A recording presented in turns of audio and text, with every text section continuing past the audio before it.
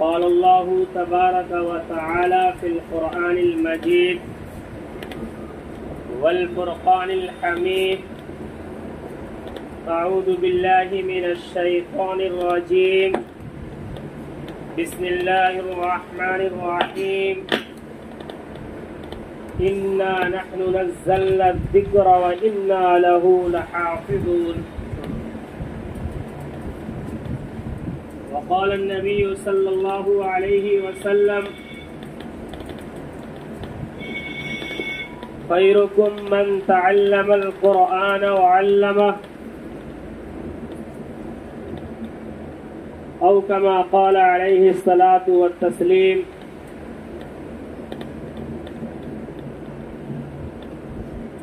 قابل احترام مسلمان بھائیوں، بزرگوں اور وراثت نبوت کی نعمت سے سرفراز ہونے والے عزیز طلباء،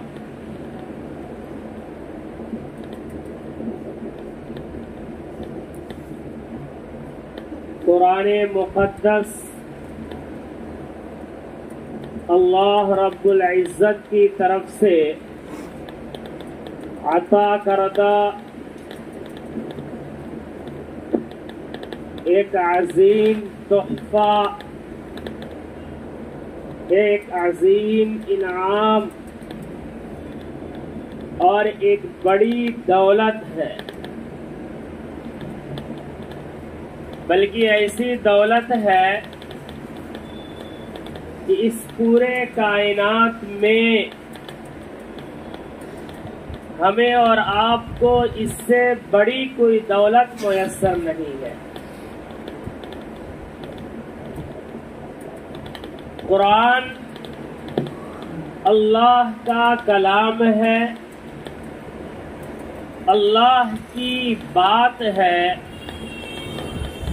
اللہ رب العزت نے قرآن مقدس کی خود تلاوت فرمائی ہے۔ نبی کریم صلی اللہ علیہ وسلم نے ارشاد فرمایا کہ ھذا کلام اللہ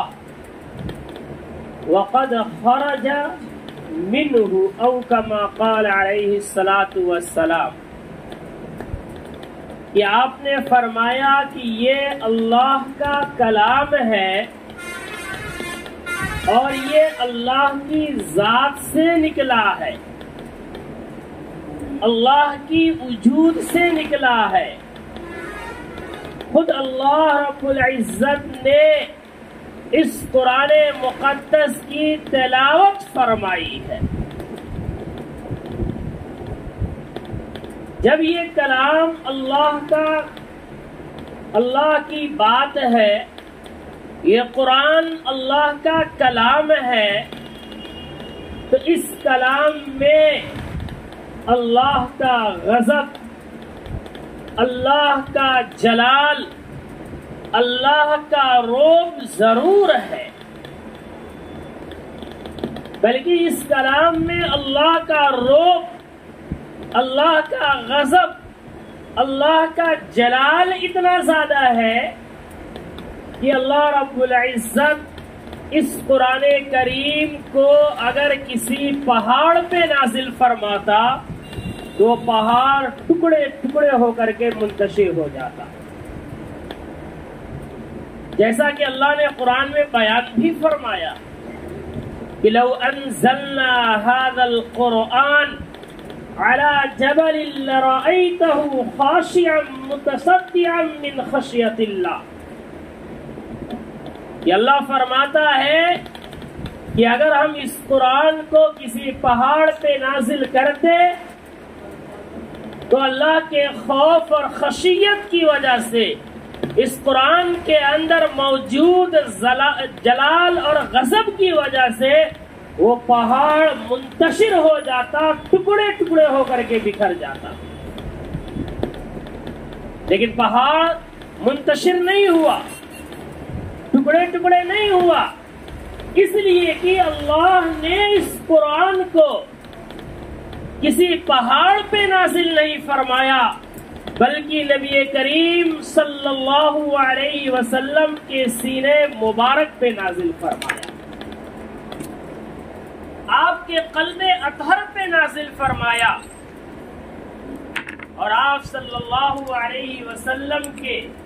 سینے اور آپ کے دل میں اللہ نے وہ طاقت و قوت و استعداد و صلاحیت رکھی ہے جو کئی پہاڑوں کے اندر موجود نہیں۔ اسی لیے آپ صلی اللہ علیہ وسلم کے سینے مبارک نے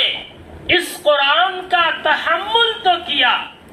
اس قرآن کو محفوظ کیا اور محفوظ کر کے ہمارے اور آپ تک منتقل فرمایا۔ اس کو مثال سے آپ سمجھیں کہ جیسے سورج کی روشنی،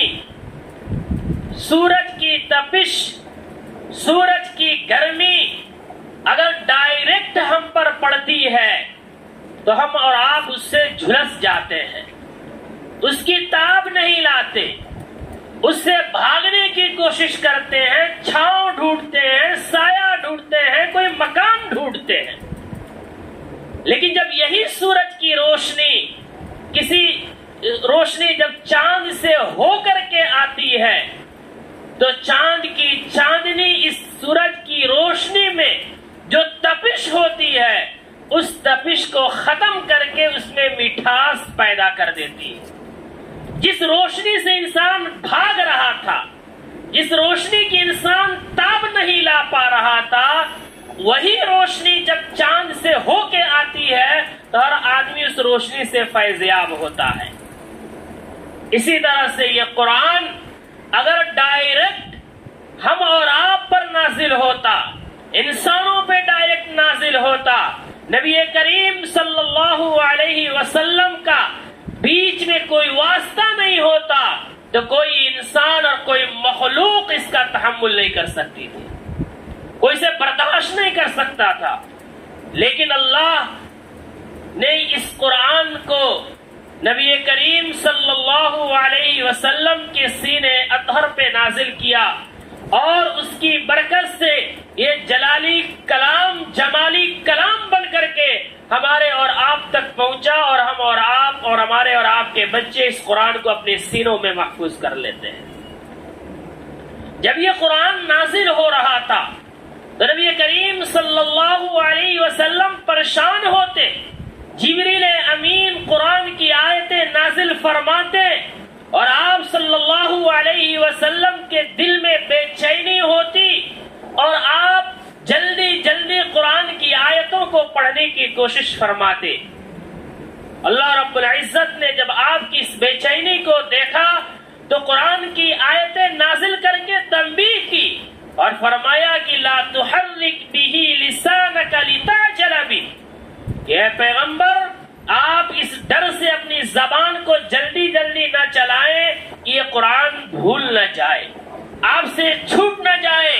آپ مطمئن رہے۔ ان علینا جمعہ وقرآنہ فإذا قرأناہ فاتبع قرآنہ، اس قرآن کو محفوظ کرنا، اس قرآن کی مختلف آیتوں کو جمع کرنا، اسے یاد کرانا اور پڑھانا یہ ہماری ذمہ داری ہے۔ جب جبریل امین قرآن پڑھ لیں تو فاتبع قرآن، آپ ان کے پیچھے پھر اس کی تلاوتیں کریں، ان کے ساتھ تلاوت نہ کریں۔ گویا کہ قرآن پڑھنا، قرآن پڑھانا، قرآن سیکھنا، قرآن سکھانا اللہ نے یہ اپنی ذمہ داری میں لیا ہے۔ لہذا میں یہ کہہ سکتا ہوں کہ اگر ہم اور آپ یا یہ چھوٹے چھوٹے بچے یا یہ مقدس علماء کرام یہ قرآن اگر پڑھا رہے ہیں تو یہ دراصل اللہ کی ذمہ داری میں استعمال ہو رہے، ان کی حفاظت کی ذمہ داری رب نے لیا ہے۔ اس لیے یہ بچے، یہ اساتذہ جو قرآن کو پڑھتے اور پڑھاتے ہیں ہمارے لیے انتہائی قابل احترام ہے۔ حضرت ابو بکر صدیق رضی اللہ تعالیٰ عنہ فرماتے ہیں کہ نبی کریم صلی اللہ علیہ وسلم نے ارشاد فرمایا ثیبتنی ہودا واخواتها، کہ آپ نے فرمایا کہ سورہ ہود اور اس جیسی سورتوں نے ہمیں بوڑھا کر دیا، یعنی ان سورتوں میں اللہ کا غضب اتنا زیادہ ہے، اللہ کا جلال اتنا زیادہ ہے، اللہ کا غصہ اتنا زیادہ ہے، اس کے قہر کی علامتیں اتنی زیادہ ہیں کہ جب یہ سورتیں نازل ہوئیں تو ان کے کرب اور ان کی تکلیف نے مجھے بوڑھا بنا دیا۔ اور حضرت علی کرم اللہ وجہ بیان فرماتے ہیں کہ ایک مرتبہ میں نبی کریم صلی اللہ علیہ وسلم کے ران کے ساتھ اپنا ران ملا کر بیٹھا ہوا تھا، اسی دوران قرآن کا نزول ہونے لگا، وحی کی آمد ہو گئی، اس کی شدت ایسی تھی، تکلیف ایسی تھی کہ نبی کریم صلی اللہ علیہ وسلم پر قرآن کا نزول ہو رہا ہے، صرف میرا جسم ان سے ٹچ ہے، اس کی شدت ایسی تھی کہ اس کی شدت سے لگ رہا تھا کہ میرا پورا جسم پھٹے جا رہا ہے۔ یہ قرآن اتنی عظمت والا ہے، اتنی شدتوں والا ہے، اتنے جلال والا ہے۔ اما عائشہ رضی اللہ تعالیٰ عنہا فرماتی ہے کہ شدید سردی کے موسم میں، ٹھنڈک میں اگر آپ صلی اللہ علیہ وسلم پر وحی کا نزول ہوتا تو اس کی تکلیف ایسی ہوتی تھی کہ آپ کے پیشانی سے پسینے گرنے لگتے تھے، آپ کا جسم اطہر پسینوں میں شرابور ہو جایا کرتا تھا۔ نبی کریم صلی اللہ علیہ وسلم اگر کسی سواری پہ تشریف فرما ہو اور اسی وقت قرآن کا نزول ہونے لگے تو عالم یہ ہوتا تھا، حدیث پاک میں موجود ہے کہ وہ سواری اس کی تاب نہ لا کر کے بیٹھ جاتی تھی۔ قابل احترام بزرگوں، یہ قرآن اس قدر جلال والا ہے، لیکن اللہ نے اس قرآن کو اپنے نبی کے سینے پہ نازل کیا، جس کی وجہ سے اس قرآن کی سختی کم ہو گئی، اس کا جلال کم ہو گیا،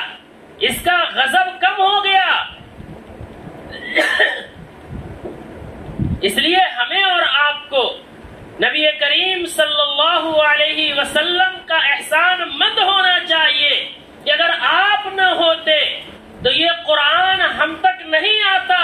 اگر ڈائریکٹ براہ راست یہ قرآن ہم پر نازل ہوتا تو اس کے جلال میں ہم اور آپ جل بھن کر کے ختم ہو جاتے۔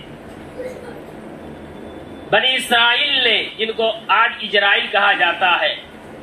انہوں نے موسیٰ علیہ السلام سے یہ درخواست کی تھی کہ ہم اللہ کو دیکھنا چاہتے ہیں، اللہ سے ڈائریکٹ ہم بات کرنا چاہتے ہیں، ہمیں آپ کا واسطہ نہیں چاہیے، جو رب آپ سے بات کر رہا ہے اس رب سے ہم بات کرنا چاہتے ہیں۔ ارنا اللہ جہرا، کہ آپ ہمیں اللہ کو کھلم کھلا دکھائیے، ڈائریکٹ ہم اللہ کو دیکھیں گے، ہمیں نبی کا واسطہ نہیں چاہیے۔ حضرت موسیٰ نے سمجھانے کی کوشش کی، لیکن جب انہوں نے نہیں مانا تو 70,000 بنی اسرائیل میں سے 70 لوگوں کو آپ نے منتخب کیا اور پھر منتخب فرما کے کوہ طور پر لے گئے۔ جب وہاں پہنچے، اللہ سے موسیٰ علیہ السلام نے باتیں کی تو اللہ نے بھی منع کیا کہ مجھ سے ہم کلام ہونے کی نبی کے علاوہ کسی انسان میں طاقت نہیں ہے، کسی میں وہ قوت نہیں ہے کہ مجھ سے ہم کلام ہو سکے، اس لیے تم انہیں سمجھاؤ۔ موسیٰ نے کہا کہ ماننے کے تیار نہیں ہے۔ اللہ نے پھر کہا لن ترانی، ہرگز تم مجھے دیکھ نہیں سکتے ہو، میرے جلال کی تاب نہیں لا سکتے ہو۔ لیکن پھر بھی ان لوگوں نے ضد کی تو اللہ رب العزت نے فرمایا کہ ان استقر مکانہ، کہ اگر یہ پہاڑ، اس پر ہم اپنی تجلی ظاہر کر رہے ہیں، اگر یہ پہاڑ میری تجلی کو اگر برداشت کر لے تو سمجھ لینا کہ تم مجھے دیکھ لو گے، اور اگر یہ میری تجلی کو برداشت نہ کرے تو سمجھ لینا کہ تم مجھے دیکھ نہیں سکتے ہو۔ چنانچہ رب کریم نے اس کوہ طور کے ایک گوشے پہ اپنی تجلی ظاہر کی. تجلی کا ظاہر ہونا تھا کہ پہاڑ کا وہ گوشہ چکنا چور ہو کے ختم ہو گیا, اور وہ 70 لوگوں کی جماعت جو اللہ کو دیکھنے کے لیے گئی تھی, ڈائریکٹ بات کرنے کے لیے گئی تھی, رب کے غضب کے سامنے, جلال کے سامنے, وہ سب زمین پہ مر کے ڈھیر ہو گئے. اور خر موسیٰ صعقہ کہ موسیٰ علیہ السلام نے بھی اس کی تاب نہیں لایا اور آپ بے ہوش ہو کے گر گئے. جب موسیٰ علیہ السلام کو ہوش آیا اور انہوں نے یہ منظر دیکھا کہ سارے مرے پڑے ہیں اور پہاڑ کا یہ گوشہ ہے نا بکھر چکا ہے, تو انہوں نے اللہ سے درخواست کی کہ رب کریم تو انہیں زندہ کر دے. اگر تو انہیں زندگی نہیں بخشے گا تو کون لوگ ہوں گے جو جا کے کہیں گے ان 70,000 لوگوں سے کہ کوئی انسان سوائے نبی کے اللہ سے بات نہیں کر سکتا, اللہ کے کلام کو تحمل کرنے کی تاب نہیں لا سکتا, ڈائریکٹ اس کی باتیں نہیں سن سکتا. اللہ نے ان کی اس فریاد کو سنا اور پھر ان 70 لوگوں کو زندگی بخشی. اور پھر یہ آیت اور اپنی قوم میں انہوں نے کہا کہ دیکھو ہم کبھی بھی اللہ کو دیکھ نہیں سکتے, اللہ سے ڈائریکٹ ہم بات نہیں کر سکتے ہیں, اس کے کلام کا تحمل نہیں کر سکتے ہیں, اسے ہم برداشت نہیں کر سکتے ہیں. تو اللہ کے کلام میں ایسا جلال ہے کہ ڈائریکٹ ہم اسے برداشت نہیں کر سکتے ہیں. لیکن قربان جائیں ہم اور آپ نبی کریم صلی اللہ علیہ وسلم پہ کہ انہوں نے ان ساری تکلیفوں کو برداشت کیا. قرآن کا نزول ہوتا تھا, ایک جانور اس تکلیف کو برداشت نہیں کرتا, دوسرا انسان قریب ہونے سے اس کی شدت کو برداشت نہیں کرتا, کڑاکے کی سردی میں آپ کے بدن سے پسینے چھوٹنے لگتے تھے, ایسی تکلیفوں کو برداشت کیا اور قرآن کو اپنے سینے میں محفوظ کر کے اس کی جلالت کو کم کیا, اسے اس لائق بنایا کہ آنے والے انسان اس قرآن کو پڑھ سکے, پڑھا سکے, اپنے سینے میں محفوظ کر سکے. لہذا اگر کوئی قرآن پڑھتا ہے, قرآن پڑھاتا ہے, اپنے سینوں میں محفوظ کرتا ہے, تو معمولی انسان نہیں ہے, وہ انسان ہے جس کو رب کریم نے منتخب کیا کہ اس کے سینے میں اس کا کلام محفوظ ہو. ہم اور آپ یہ سوچتے ہیں, بعض لوگ یہ کہتے ہیں کہ اس قرآن کو پڑھنے اور پڑھانے سے فائدہ کیا ہے, بچوں کو حفظ قرآن کرانے کا حاصل کیا ہے, ہم کسی اور کام میں لگا دیتے, کلاس میں لگا دیتے, اسکول میں ڈال دیتے, 4-5 سال کی زندگی بچ جاتی. یہ اتنی بڑی حماقت ہے کہ اس کا کوئی جواب نہیں ہے. میں بتاتا ہوں کہ یہ قرآن حفظ کر کے کریں گے تو کیا کریں گے, اس کا فائدہ ہمیں کیا ملے گا. اس کا فائدہ صرف ایک فائدہ آپ کو بتاتا ہوں, باقی فائدے چھوڑ دیجئے. اس کا فائدہ یہ ہے کہ کل قیامت کے میدان میں آج یہ اس مہینے کی جو گرمی ہے, ہم روز اخبار کی سرخیاں پڑھ رہے ہیں کہ بہار کے فلاں ضلع میں چند لوگوں کی موت لو سے ہو گئی, فلاں اسکول میں موت ہو گئی, فلاں جگہ موت ہو گئی, جبکہ اس گرمی کا کوئی مطلب نہیں ہے کل قیامت کی گرمی کے مقابلے میں. کل قیامت کے میدان میں یہ سورج جو آج سینکڑوں ہزاروں میل دور ہے, یہ صرف 1 میل کے فاصلے میں, 3 کلومیٹر کے فاصلے پہ یہ سورج نکلے گا, اور اس سے ایسی گرمی اور تپش نکل رہی ہوگی کہ اگر قیامت کا دن نہیں ہوتا تو انسان اس سورج کی گرمی اور تپش میں جل بھون کر کے ختم ہو جاتا. اور وہ دن بھی ختم ہوگا نہیں ایک دن میں. تعرج الملائکۃ والروح الیہ فی یوم کان مقدارہ 50,000 سنہ. یہ قیامت کا ایک دن تمہارے دنوں کے حساب سے 50,000 سال کے برابر ہوگا. اس دن جب گرمی ہی گرمی ہوگی, تپش ہی تپش ہوگی, بھوک و پیاس کی شدت ہوگی, انسانیت کا عالم یہ ہوگا کہ قرآن بیان کرتا ہے یوم یفر المرء من اخیہ وامہ وابیہ وصاحبتہ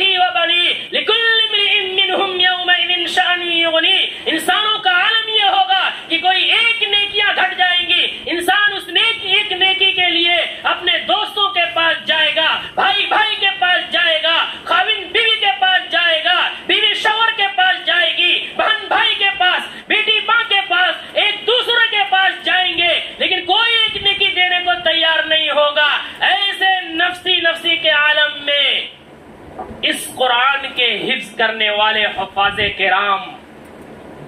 حضرت علی کرم اللہ وجہ بیان فرماتے ہیں کہ یہ شفاعتی بن کے کھڑے ہوں گے، سفارشی بن کے کھڑے ہوں گے، صرف اپنی مغفرت نہیں کرائیں گے۔ اللہ کے نبی نے حدیث پاک میں بیان فرما دیا کہ عشرۃ من اہل بیتہ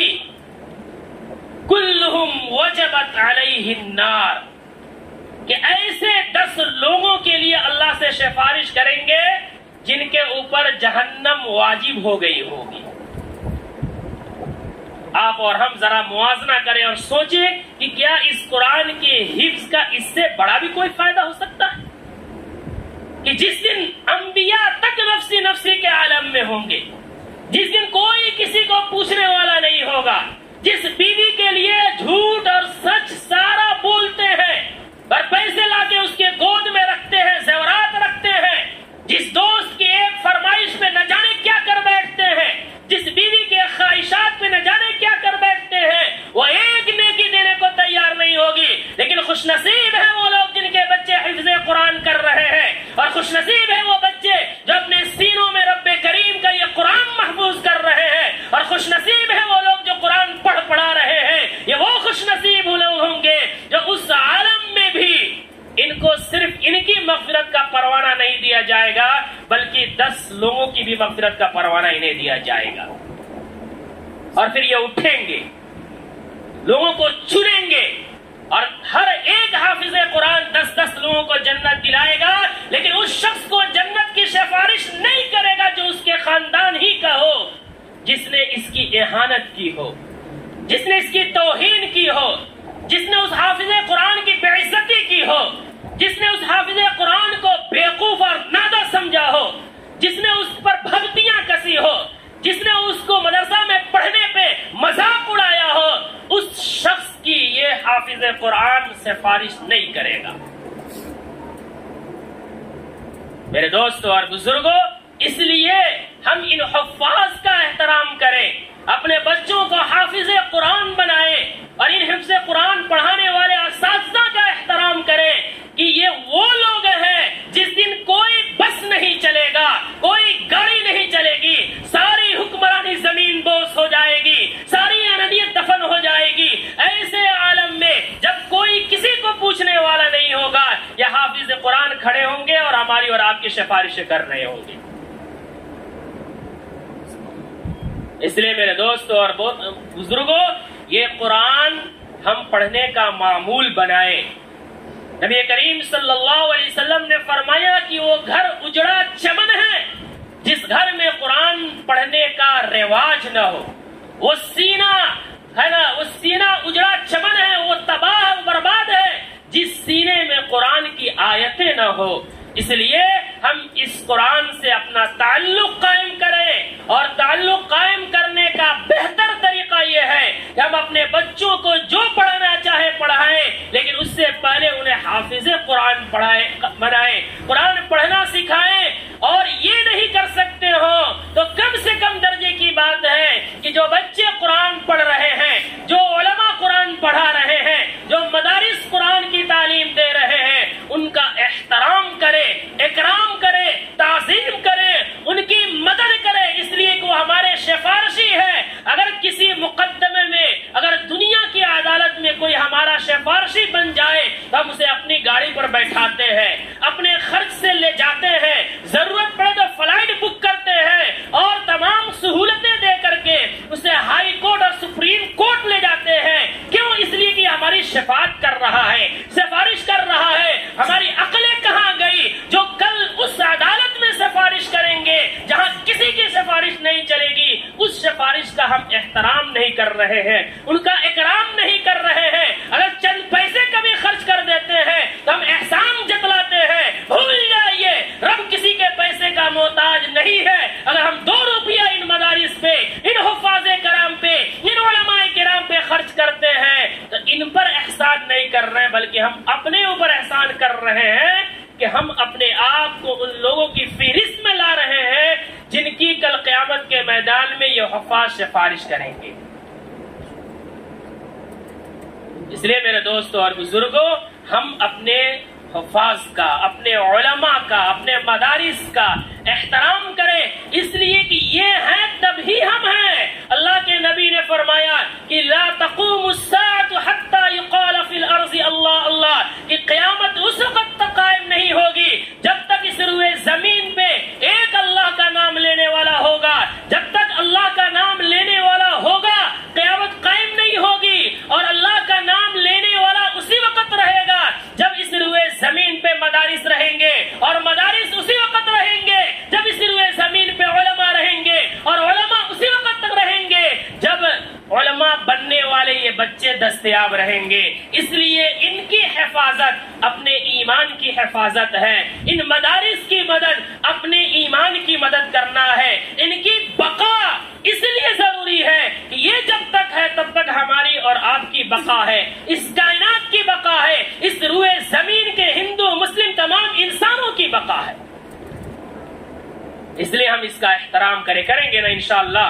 ہم اس اپنا تعلق قائم کریں۔ پہلا تعلق قرآن سے تعلق قائم کرنے کی بہتر سیڑھی یہ ہے، بہتر طریقہ یہ ہے کہ ہم خود قرآن پڑھیں اور خود اپنے بچوں کو قرآن پڑھائیں۔ اگر یہ نہیں ہو سکتا ہے، اگر ہم اپنے تباہی کے لیے فیصلہ کر چکے ہیں، تو کم سے کم درجے کی بات یہ ہے کہ ہمارے مسلمان قوم کے جو بچے قرآن پڑھا رہے ہیں، جو لوگ پڑھا رہے ہیں، ان کا دست و بازو بنے، ان کا معاون بنے، اس لیے کہ اللہ کے رسول نے فرمایا، آخری بات کا